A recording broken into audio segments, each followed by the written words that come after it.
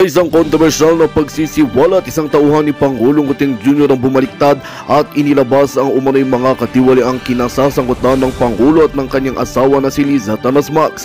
Ayon sa pahayag, ang mag-asawa ay sangkot umano sa mga maanumalyang transaksyon na nagresulta sa paglustay ng bilyon-bilyong pondo ng gobyerno. Ang revelasyon ay nagdulot ng matinding pagkabigla sa publiko at pagpataas ng panawagan para sa mas malalim na imbestigasyon.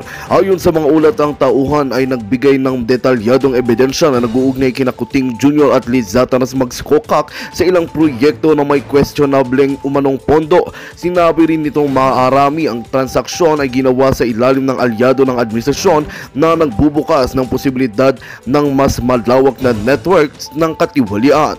Dahil dito, maraming naniniwala na ang pagbubunyag na ito ay maaaring magdulot ng matinding dagok sa kredibilidad ng kasalukuyang administrasyon, habang inaasahan ang agarang aksyon mula sa Korte Suprema at iba pang ahensya na nanatiling palaisipan kung paano tutugon sina Kuting at Kokak sa seryosong aligasyong ito. Sa gitna ng kontrobersya, ang taong bayan ay nananawagan ng hustisya at umaasang mananaigang transparency at pananagutan sa pamahalaan. Ang tanong ngayon, sino pa kaya ang susunod na bibigay at magsisiwalat ng katotohanan? At yan nga ang balitang ating pakakatutukan. Ngunit bago ang lahat, siguraduhin mag-subscribe at ihit ang notification bell para sa patuloy na pagtutok sa mga silip ng bagong balita sa tunay na boses ng masa.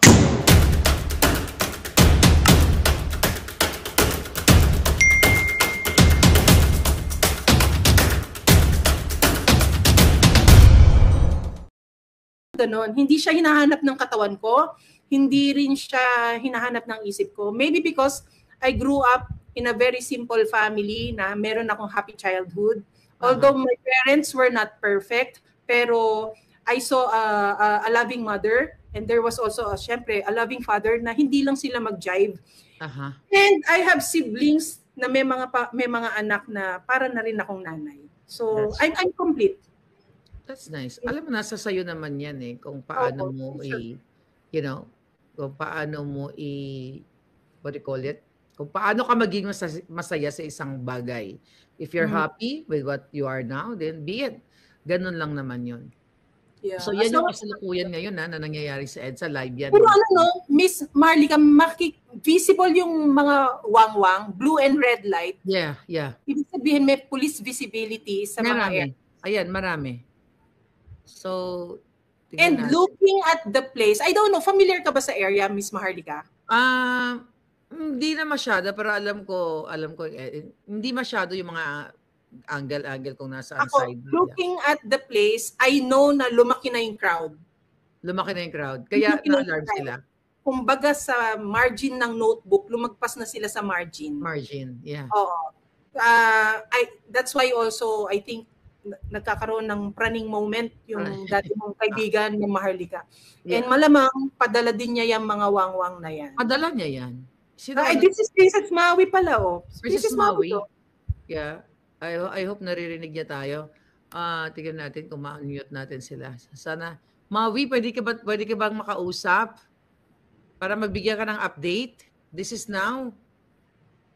Oo. I hope makapagbigay sila ng update, I am very proud of Princess Maui for taking, since she took over, Miss Maharlika, from our friend. Huwag na lang natin i-mention, baka happy na rin sa kabila, na nakip niya intact at nag-grow niya together with the help of Agent Morales. Itong team na to, itong group na to, na iisang laban ang pinaglalaban natin. Yeah. Actually, etong EDS, tignan natin kung makakontak natin si Maui. Along EDSA na to, Miss Maharlika, kasi daanan na ng sasakyan eh. Mukhang lumagpas na yung tao. Kaya lumagpas na nga sa margin. Tama ka. Kaya kasi sila napraning sila. Mall side yun eh, labasan sa parking. Ma'am, ito na si Princess. Princess Maui, nakikita namin kayo. Nakikita namin kayo pero yung sound hindi lang siguro maganda. Anong update dyan sa ground? Ang tao lumaki na. Crowd estimate, anong oras na ba? Naka-live ka, ha? 9/11 dito sa Pilipinas, 9/11. Okay. Ayan. Hello mga palangga, hello mga mawingas, hello mga kababayan, hello mga OFWs everywhere, in every part of the world. So crowd estimate tayo 9/11. Wow, 9/11, what a coincidence was. Yeah. Ay, Diyos ko. Bigyan mo kami ng update. Huwag kami pabayaan. Crowd estimate, nasa around 6,000 pa lang po ito na mga nag-prayer vigil. Dito yun sa likod ko po, ay merong cross. Ayan, hawak-hawak ni Kuya. Wow. And also ang ating Our Lady of Fatima. Ayan, may mga kandila kaming sinindihan dito with mga flaglets din ng ating mga kababayan. Nagsindi kami ng kandila, nakapag-rosary na po ang iba dito. Kasi overflowing na yung tao doon sa likod kung saan pinapayagan na mag-rally ang mga tao. Alam nyo, day 4 na po kasi ngayon mga kababayan. For yung last 3 days, since Tuesday, nandun lang talaga kami sa likod ng simbahan. Hindi tayo nakikita ng mga kababayan natin. Nakatago pa rin tayo kasi in between yun ng Robinson's Galleria at saka likod ng simbahan or EDSA Shrine. Despite na lumalaki ang crowd sa likod, hindi tayo nakikita ng mga commuters, ng mga pedestrian, ganyan. But now, today, day 4, nandito na po kami sa mismong EDSA. Konti lang naman po ito dahil pinayagan kami ng ating mga minamahal na kapulisan. Ayun, may paparating tayong kababayan, may dala-dala ding Philippine flag. Salamat ng marami. May mga dumarating talaga. And, Ayan, kasi syempre, pagdasal natin ang Pilipinas, hindi ba? Yeah. Ayan, the flag bearer. Okay. Medyo risky dito, Ate Maharlika, kasi ang daming mga sasakyang dumadaan. And alam po, rush hour na ito, alas 9 ng gabi. Nag-uwian na po yung mga nagtatrabaho. Pero pinayagan kami ng ating mga minamahal at mga palanggang pulis na dito mag-alay ng dasal. Kasi syempre, ito naman talaga ang harap ng simbahan. So again, sa mga minamahal naming kapulisan, maraming salamat sa inyo. Alam niyo, mahal na mahal namin kayo. Every time na nakikita namin kayo sa paligid, nakakaramdam kami ng safety, di ba? We feel safe whenever you're around. Na kung sakasakaling may hahabol na kriminal sa amin, ay sa inyo kami tatakbo. So maraming salamat po sa mga minamahal nating kapulisan. Lalo na po pumayag sila ngayon na kahit ang ibang tao ay nandito na po sa mismong highway at nakikita na po tayo ng iba pang mga kababayan natin, Ate Maharlika. Also, nakita ko rin laman na tayo ng balita ng media, ng mainstream media ng Pilipinas. Medyo may konting twist kasi syempre gusto pa rin nalang medyo magkakulay na mga binayaran ng pamilyang Duterte, ang mga nandito. Ano ba? Mag-produce naman kayo ng ebidensya na ang mga tao dito ay binigyan ni Pangulong Duterte ng 500 or 200. May mga pinklawan kasi nakasama dito, Ate Maharlika, may mga pinklawan daw dito. Ay ano ba, galit naman talaga ang pinklawan kay Marcos Jr.? Well, kung nakatanggap sila, kung kanino man, edi magpasalamat sila. Nakatikim sila ng gatong. Kami wala, nga zero. Tagaktak na ang pawis dito. Pero ayun po. Yung mga pulis natin, yung mga palanggang pulis natin, paano kayo, hindi naman ba sila, mababait naman ba sila? Paano kayo itrato dyan? Actually, gusto mo makita. Yes, gusto ko makita yung mga brusko. Lang naman po namin sila. Magandang gabi po, mga set. Ayan. Ayan sila, Okay, so okay naman sila. Kung mapapansin niyo po, paano sila very very tolerating or whatever. Mm-hmm. Mabait ang ating mga kababayang kapulisan. Alam niyo, trabaho lang naman kasi talaga nila. Sorry, malo. Trabaho lang naman talaga kasi nila na, di ba, na maging safe itong pagtitipon. And ang napapansin din siguro ng mga nakakapanood sa amin na wala kami mga daladalang mga placard na para bagang rally ng mga makakaliwa. Kami ay mga peaceful na mga nagsasama-sama dito at nagdadasal. Pinagdarasal po natin na sana ay umunlad na ating bayan at lumaya na sa mga kurapot na mga public officials or mga lingkod bayan, lalong-lalo po yung gumagamit ng ipinagbabawal na gamot kasi wala yan sa tamang katinuan, walang gagawing matino sa Pilipinas. Hindi po natin deserve ito bilang lahing Pilipino. True. MJ, sorry. Baka sino yung mga personalities dyan? Kasi may mga nababasa kami sa comment section na parang nabalya yata si MJ. Totoo ba? Sino po ang nabalya? MJ Kiambao. Nako, Ate MJ, baka ikay nabalya nga dito. Pasensya ka na ha, ang dami-daming tao. Hindi, may Si mga Ate MJ nagko-comment. kasi talaga- Wala namang kaguluhan or, you know, a commotion dyan. Walang kaguluhan, walang commotion, mga peaceful Okay, ang good. mga tao dito. Pero ang nakita kong personality dito ay si Miss Cathy Binag. Advance happy birthday sa iyo, Oh. Miss Cathy Binag. Salamat sa pagdalaw. Ang isa sa dalawang taong hindi kayang kasuhan ng mag-asawang Liza Marcos at Bongbong Marcos aside from Attorney Glenn Chong. Ano kaya ang ibig sabihin? Bakit hindi siya kayang kasuhan? Eh grabe ang kanyang mga pasabog na inalok daw siya ng pulburon ng ating unang ginang. Grabe yun. Yes. Tinalaga nila si Vicky Sara pero si Atty. Glenn Chong at si Miss Cathy Binag hindi nila kinaya. Bakit? Mga What? kababayan, bakit? Takot sa USB. Pero anyway, takot sila sa USB. Nagsalita na ba si Cathy? Nakapagsalita na siya, Oh. binibining Maharlika dahil pagdating niya, pinagbigyan na yata siya kaagad na makapagsalita, no? Sayang din Gusto natin natin nakuha. batiin ng advance happy birthday ang ating panibagong Gabriela. Mhm. And alam niyo naman, hindi naman po dapat tumagal si Miss Cathy Binag sa ganitong open area or public place kasi Yeah. po, alam niyo na yung Safety. manid ng kanyang sitwasyon, ano po, and alam naman natin ang kakayahan ng mga Manggagard. Yeah. So yung mga tao talagang upbeat sila, no, sa kanilang cause. Oo, ang mga nandito ngayon, Ate Maharlika, sa EDSA Shrine, ay mga disiplinadong tao at kapag ka may mga public speakers na nagsasalita at nagtasyant, nagpa-participate po ang lahat, sumisigaw ng like Duterte, gano'n na kaya Marcos resign, o kaya ay hair follicle drug test, now na gano'n, nagpa-participate po ang taong bayan. And ang nakakatuwa pa dito, ay disiplinado sila pagdating sa mga pagkain. Hindi sila maliligalig, walang nagbabalyahan. So for tahimik naman po, peaceful naman po ang pagtitipon-tipon ng taong bayan. Yeah, dumating ba yung ensimada dyan at water na pinadala natin? Ang mga pagkain dito ay bumubuhos. Yes. Kaya contraire sa mga nagsasabing mga binayaran ng mga tao dito, ay hindi na po kailangang bayaran. Nabusugin lang po natin sila, iparamdam lang po natin sa kanila That's na true. We care for them. Hindi Yeah. natin sila pababayaan. Mag-overnight na sila dito, hindi sila magugutom, hindi sila mauhaw.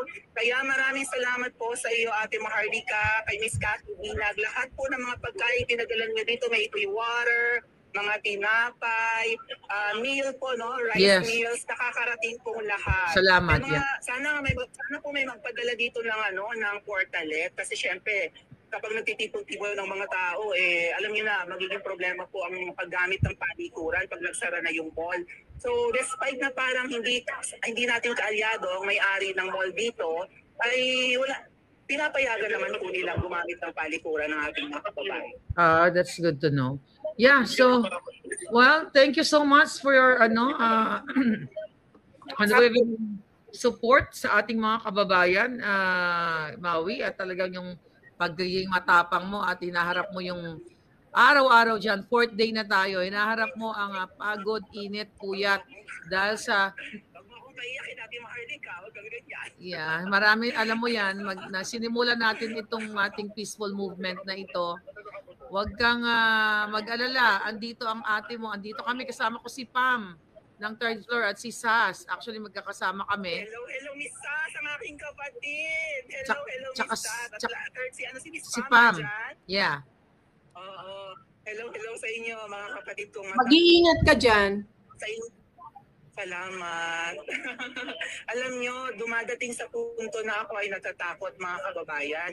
Ako naman ay nabibilang sa 3 kasarian, alam nyo yan. Yes. Kami ay mga malalambot ang puso, madaling matakot. Kaya nga tinatawag, di ba, kapag ang lalaki duwag, parang bakla. Bakla. Mhm. Ganon, di ba? Lalo pa yung literal na bakla. Pero sa tuwing ako'y natatakot, humuhugot na lang ako ng lakas sa mga taong katulad nyo, Ate Maharlika, Miss Sas, at lahat-lahat pa po ng mga lumalaban, nagsasalita, naglalakas loob, even Miss Pam at Kuya Marlon. Sa inyo kami humuhugot ng tapang. kapag naduduwag ako, ganyan, papanoorin ko lang kayo, aalalahanin ko lang yung mga nakakasama namin dito sa tulay. Ayoko. Okay lang, Maui, Maui. I was just saying kanina kay Ma'am Maharlika na I'm very, very, very proud of you. Yeah. Kasi Thank you, Maui. kaya yan. Kaya natin. Malapit na. Yeah, Maui, alam ko kung gaano ka nagtiyaga dyan at sa Friday group.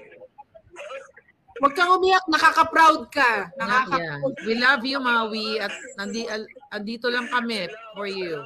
Kaya mo yan. Nakaka-proud yung success, yung progress. Alam namin kung anong hirap. Ang ginagawa mo, bumabiyahe from Batangas to Manila. Walo lang kasi kami minsan. Yeah. Nagsimula sila dyan eh. Kami sa tulay. I know. Nalilipo, inom lang ako tubig. Yeah, totoo yun mga kababayan. 8 sila, konti lang sila, kinakantsawan sila, now, dumadami na yung tao. Thank Alam you. po sa amin, kahit ang mga kaibigan kong katulad ko, upo lang po ako. Nakagod na akong kakatayo. Alam po ng mga kaibigan kong katulad namin, bibigay-bigay sa dito sa amin, na ako hindi, matapang din naman ako, hindi ako duwag na klaseng bading. Palaban din naman ako, kaya nga siguro ako naging vlogger. Kaya lang, kapag umaakit po ako dito, pumupunta po ako ng EDSA, kahit na 3 lang po kami, kahit konti lang, Yeah. parang naaawa ko sa mga nadadating ko dito. Mga senior citizen po, ang EDSA Friday group, iba-ibang tao yan, hindi naman yung lahat Duterte. Huwag nyo na pong, parang away nyo na pa, yung mga pumupunta po dito. Ito pong EDSA Friday group, iba-ibang tao to eh. May mga supporters to ni Pacquiao, ni Isko, ni sino ba yun, Ting Lacson ba yun? O hindi po mga Duterte ang EDSA Friday group, hindi po binoto si Pangulong Duterte. In fact, kahit po ako, ang binoto ko si late Senator Miriam noong 2016. Ako po ay BBM, katulad mo naman, Ate Marlica, magkasama tayo sa pangangampanya at nag-iyak para kay BBM. Diba? Nabudol tayo. So, kapag nakikita ko po na nag-e-effort yung mga senior citizens dito, ang EDSA Friday group po, ordinaryong tao yan. Diba, senior citizens, bata, middle age, iba-ibang tao. Kaya naawa po ako, tumatayo dito sa tulay, nagtatsaga. Diba, nananakit ang tuhod, kasukasuan. Kaya kahit ayaw kong pumunta, kahit malayo ako, tumusugod ako. And ito nga po ang naging bunga ng pagsasama namin. Meron palang nakaka-appreciate sa ginagawa namin. At ngayon po ay dumarami na ang tao. Yeah. Akala po kasi namin, nilalait po nila kami, hindi nila ako pinapakinggan. Walang naniniwala sa akin, ate. Naniniwala kami sa iyo. Hindi ako iyakin. Ako nagsasabi kahit ako ibading, matapang ako. Alam nyo yan, nakaharap ako ng marami sa inyo. Palaban ako. Diba? Kaya lang naaawa ko sa mga dumadating dito. Hindi naman to akin eh. Alam ko naman ng kung sino ang bumuo nito eh. Ipinaubaya na lang sa akin. May mga, diba, may mga kasama tayong bumaliktad na hindi na kinaya. Walang naniniwala sa akin ito ang tamang lugar. Gusto nila sa ibang lugar ito gawin. Kung saan lugar, nagsasayang sila ng pagod. Ito ay historical. Kung ang taong bayan ay pinamumunuan ng mapang-api, abusado, at hindi ginagawa ang kanilang trabaho at pahirap ang ating buhay, ito ang lugar kung gusto nating matapos ang ating paghihirap sa pamumunong ganyan. Kaya kami nandito, nagsama-sama. Ang kakaunting miyembro ng EDSA Friday Group at ilan pang mga grupo naniniwalang ito ang tamang lugar. At ang akala nga namin, dahil lahat ng aming nakakaharap, ay hindi naniniwala, puro ayaw sumama sa amin. Nagyayaya naman po kami ng pupunta dito eh. Tara na po, magdasal tayo doon, hindi man tayo maligalig. Eh ayaw sumama, sabi ko nga baka mali yung ginagawa namin. Pero ito po, umabot na kami sa ganito. Meron palang mga naniniwala. Kumbaga, maghintay lang kami. True. Nagsimula po kami June 12, araw ng kalayaan. Ang tagal namin nagpapabalik-balik dito. 5 buwan. Tuwing Biyernes, may bagyo, umuulan, mainit. ayoko na minsan bumalik, hindi naman ako nagpasimula nito eh. Kaya lang bumabalik dito ang ating mga kababayan, kaya ako'y bumalik na rin, pumunta na rin. Dahil naaawa ko sa kanila. At meron din palang naaawa sa akin, so marami pong salamat at nandito kayo ngayon. Thank you. Pasensya na po kayo, ha. Maui, thank you Dala so na po ito much. ng pagod at puyat. Lakasan mo yung loob mo. Nandito kami na sumusuporta ang mga palanggan natin. Pero may tanong lang ako kasi nagsalita ang NBI na yung mga nakasama sa Zoom ay ipapasupina nila. Napadala ka ba ng supina? Baka po meron na, hindi naman yata pumunta dyan si VP Sara, di ba? Hindi mo ba nasisabi? Hindi siya pumunta. Pero wala ka pang natatanggap na sa pagkakaalam mo. Malamang po meron na, kaya alam nandito nga po ako kasama ng ating mga kababayang nagdarasal dito. So baka kung napadala man ako niyan, nandun na. Yeah, no, pero malayo naman po ito sa kung saan ako nakatira. So maaari pong meron. Anong kasalanan nung umattend doon? Ang umattend sa press, hindi naman yung press con parang ano lang, ano tawag sa ganun dito? Town hall. Town hall meeting. Town hall, oo, ganon. Nakakaawa yung mahal na pangalawang pangulo, mag-isa doon. Pinatayan nila ng ilaw, walang tubig, mabuti sana yun sa hindi aircon kahit na, di ba, mixed blood. Kung tutusin kung ganyan, kung half German ka, half Filipino, mukhang hindi ka sanay sa initan na ganito. Pero sanay naman pala ng ating pangalawang pangulong electric fan lang. So, nakakaawa yung sitwasyon niya doon. Inaati siya ng mga kongresista. Kaya nung nag-live siya, mabuti ka nakapag-live siya, wala ngang kuryente. Siguro hindi pa lobat ang kanyang laptop. Yeah. Kaya may mga sumama. Bakit ipapasabpi na? Ganyan sila kadesperado. Huwag kang mag-alala, Miss Maui. Conditional nga yun eh. Pag may nangyaring masama sa kanya, ipaghiganti siya. Kung walang nangyaring masama, hindi siya ipaghiganti. Yeah. Hindi mga nga libang buhay ng tatlong yan kung wala silang gagawing masama. Ganun kagaling ang ating mahal na pangalawang pangulo. Kaya nandito kami lumalaban. Kaya kami nagtiyaga dito ng pagkatagal-tagal dahil ipinaglalaban din tayo ni VP Sara. Marami rin nakaka-appreciate sa ating pangalawang pangulo. Pero hindi niya ito rally. Hindi sila nagbabayad ng tao. Saan kukuha ng pera ang mga yan? Natapos ang pagiging pangulo ng tatay niya, mahirap pa rin. Hindi naman ganun kayaman. Hindi naman nabusog ang bulsa. Hindi naman naging bilyonaryo. Simple pa rin ang bahay sa Davao. Yeah. Humahanap sila ngayon ng ebidensya na nag-abot ng pera yan or ang mga tao niya nag-abot ng pera sa mga tao dito. True.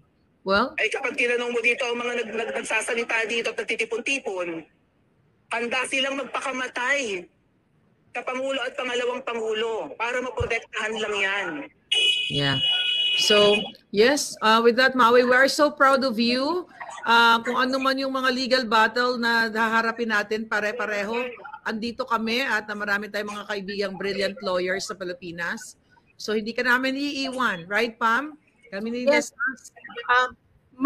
Maui, I just want you to know na nag-step back ang gobyernong ito, administrasyon ng Bongbong Marcos na to dahil sa efforts ninyo. Yes. Maraming salamat sa iyo. Nakaka-proud ka kahit minamaliit mo kung ano bang gender mo or anything. It's not about the gender. It's you being a Filipino with the biggest heart probably na nandyan sa EDSA ngayon. Yes. Thank you sa'yo. Thank you sa'yo, Maui. Yeah. Thank you, Maui. Ingat ka. Usap tayo mamaya. Mag-ingat kayo dyan. Update nyo lang ako. Mga kababayan, ipagdasal niyo po kami. We will. Hindi man kayo makatulong dito ng pambili ng pagkain, magpadala ng tubig, okay lang po yun. Ang pagdarasal niyo pong lahat, makapanood dito kahit yung mga manonood ng replay, ipagdasal niyo po kami. Malaking bagay po yan. Lumalakas ang ating dasal pag magkakasama tayo. Kaya po kami nasa EDSA Shrine. Alright. Nagdarasal lang po kami dito. Kasama rin ang aming mga kababayang Muslim kahit nasa labas lang sila. Alright. Salamat po ulit. Salamat, Maui. God bless. Take care. Thank you po. Bye-bye. Alright. Wow. Sakit, no? Oo, I know. Alam mo kasi si Maui, matagal na kami yan simula nung nagbablog siya. Ako kasi, Pam, pag nakikita ko yung tao na sincere yung laban, nagre-reach out ako eh. Nagre-reach out talaga ako. Ganun yung personality ko. Kaya si Maui, matagal na, kahit na nagsisimula pa lang siya, maliit pa lang din yung following niya. At kaya nga nung umuwi ako noong 2022, talagang, paano ba kami okay. kwento ko Oo. lang sa inyo mga kababayan, paano ko siya na-meet na personal. So, nung umuwi ako ng 2022, dahil nga pareho kaming bangag, pareho tayong bangag supporter eh. Sabi ko, pag umuwi ako ng Pilipinas, imi-meet ko yung mga taong hindi malalaking tao, kundi yung mga taong sincere at yung makikita ko na yung laban is real. So may message ko yan, si Maui. Alam niyo mga kababayan, may mga invitation ako, no, dahil hindi naman lingid din sa kalaman niyo, ang dami mga taong nag-iimbita sa akin, hindi dahil pala na gusto nila ako maging kaibigan, pero iniimbita pala ako dahil gusto nilang magpalakad. Dahil nga magpalakad ng mga appointments nila, dahil nga alam nila nakadikit ako kay Lisa. Gusto kong gamitin. Gusto akong gamitin. So, nung umuwi ako noong 2022, isa si Maui sa message ko. Sabi ko, Princess, nandyan ako, magkita naman tayo. May nag-imbita ka sa akin na sa ganito, gusto mo bang sumama? So, kumbaga binibit-bit ko si Maui. Kasi, hindi pa ganun kalaki yung following niya during that time. Pero ganun kasi ako na hindi, my personality, hindi ako dumidikit, ay dito ako kasi congressman to. Ito, sikat to, ito ganyan. So talagang lumalapit ako dun sa taong na nakikita mo na yun real. Humble. Yeah. Grounded. Yeah. So yun mga kabayan. Kaya after that, noong 2022, magkasama na kami ni Maui. Even na hanggang sa nung nabudol kami pare-pareho, yun nga, kaya na kasama siya doon pa, sa Ensaymada vloggers dun sa Malacanang. Siya ang nag-disclose din na totoo ang Ensaymada food pin-repair for them. Yes. Totoo na very short time lang silang hinarap ng isang Marcos Jr. Yes. Yeah. Totoo na walang kanin. Yes. At totoo na para bang hindi sila welcome. Hindi sila welcome, hindi patas ang pagtrato. Yes, para sa kalaman natin mga kababayan, si Maui nag-message sa akin, ate, ito yung pinakain sa amin. Isa yun sa kaya galit na galit din ako, Pam. That was December 10, 2022. Sabi niya, ate, ito yung pinakain sa amin, ganito, ganyan. Tapos yung pinost ng mga taga-mainstream media na sila meron silang salmon, meron silang steak, kumbaga bonggang-bongga. Kaya doon nagsimula din yung mga galit ko. Sabi ko, di ba? Kung napapanood niyo ako, kaya na bansagan silang Ensaymada vloggers. Kaya sabi ko, anong klaseng treatment to? Ito mga vloggers na ito, they're there para, sinuportahan si Bangag. Tapos ito lang yung treatment sa kanila. Kaya nga, very proud ako kay Maui. Kasi nakita niya yung injustice na yun sa kanila At hindi siya nagstay doon sa administrasyon na nakita naman niya kung paano i-maltrato yung mga katulad nila. So yun po yung kwento ni Maui. Nakakadurog ng puso. But, yes. Nadurog din ako when she broke down. Yeah. Alam mo, Harlika, yung pag-iyak na ganyan, hindi yan because inisip mo, gusto ko umiyak. Yes. Alam ko yung pakiramdam na para silang minamaliit sa EDSA, yung nakakaawa ng sarili na ilan lang sila, nakakaawa sa sarili na pinagtatawanan. And yung finally, here is this moment na palaki niya ang grupo na inalagaan niya, na pwede naman din niyang talikuran din dahil ang layo-layo niya, Batangas yan. Yeah, or somewhere up south. Inuuwian niya linggo-linggo. Pero look at them now. Look at her now. Yung efforts niya at kasama nung mga kasama niya, ayan na, nagbunga na. At ang bungang ito hindi naman para sa portfolio niya na achievement niya. Ito ay portfolio nila para sa bansa, contribution nila somehow para sa bansang ito. That's true. Nakaka-proud si Maui. Nakaka-proud. Ano lang ako, nadurog ako sa kanya na meron siyang ganun tingin sa sarili niya na dahil nandito siya sa ganitong grupo ng gender and all, feeling niya kailangan niyang matakot, feeling niya kailangan niyang parang dapat hindi na natin tignan yun eh. Hindi natin dapat tignan kung tayo babae, lalaki, bakla, LGBT o kung ano man, 'di ba? Ang dapat tinitingnan natin ngayon lahat tayo Pilipino at lahat tayo may bansang magsasuffer kung wala tayong gagawin at kung wala tayong sasabihin. That's true. Ayan, Miss Maharlika Soria, yung nakikita mong yan, tama yung sinabi ni Miss Maui.